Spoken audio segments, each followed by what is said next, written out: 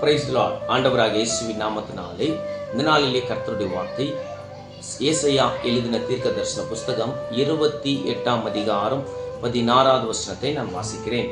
விசுவாசிக்கிறவன் பதறான். கர்த்தருடைய பிள்ளையை, விசுவாசத்தில் வாழ்ந்து கொண்டிருக்கிற தேவனுடைய பிள்ளைகளை ஆண்டவர் உங்களை பார்த்து சொல்லிக் கொண்டிருக்கிறார்.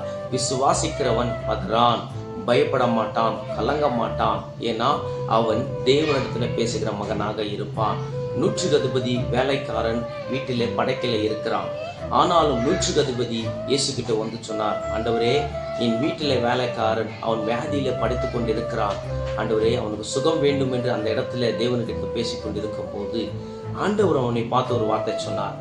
அப்பா போப்பா, நான் வரேன், வந்து அவனுக்கு நான் சுகத்தை கொடுக்கிறேன் என்று சொல்லும் போது நூற்றுக்கு அதிபதி ஒரு வார்த்தை சொன்னார். ஆண்டவரே, நீ என் வீட்டுக்கு வர நான் பார்த்தது நல்ல, ஒரு வார்த்தை சொல்லும், என் வீட்டிலே வேலைக்காரன் சுகமாவான் என்று அந்த நூற்றுக்கு அதிபதி விசுவாசம் இருந்தது. தேவன் அந்த நூற்றுக்கு அதிபதியுடைய விசுவாசத்தை பார்த்து அவர் ஆச்சரியப்பட்டார் என்று பைபிள் சொல்லிக் கொண்டிருக்கிறது. கர்த்தருடைய பிள்ளையே, இன்னைக்கு நம்மளுடைய விசுவாசத்தை பார்த்து கர்த்தர் ஆச்சரியப்படுவாரா? நம்மளுடைய விசுவாசம் எந்த நிலைமையில இருக்கிறது என்று நம்ம யோசித்து பார்க்கலாம். கர்த்தருடைய பிள்ளையே, தேவனை திருப்திப்படுத்துகிற ஒரு காரியம் இருக்குதென்றால் அது விசுவாசத்துல தான் ஆகும். கர்த்தருடைய பிள்ளையே, நீ இன்னைக்கு தேவ சமூகத்துல வந்து விசுவாசத்தோடு உன் பிரச்சனைகளை வந்து ஜெபித்துப்பார்.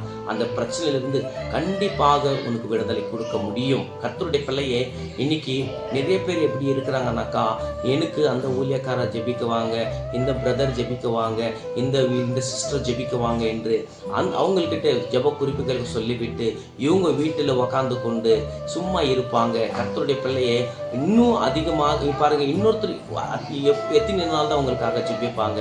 நீங்க எப்போதான் விசுவாசத்துல வளருவீங்க? கர்த்தருடைய பிள்ளையே, நீங்க விசுவாசத்துல வாங்க, உன் பிரச்சனைகள் கர்த்தர்கிட்ட சொல்லுங்க. நீங்கள் கண்டிப்பாக அற்புதங்களை நீங்கள் உன் கண்ணால பார்க்க முடியும். கர்த்தர் இந்த வார்த்தை மூலியமா உங்களோடு கூட பேசினார் என்று நான் விசுவாசிக்கிறேன். ஒரு வாட்டி சொல்லுகிறேன், விசுவாசிக்கிறவன் அவன் எதுக்குமே பயப்பட மாட்டான். கர்த்தருடைய வார்த்தை உங்கள் மூலியமாக பேசினார் என்று நான் விசுவாசிக்கிறேன். கர்த்தர் தாமே உங்களை ஆசீர்வதிப்பாராக. ஆமேன், ஆமேன், ஆமேன்.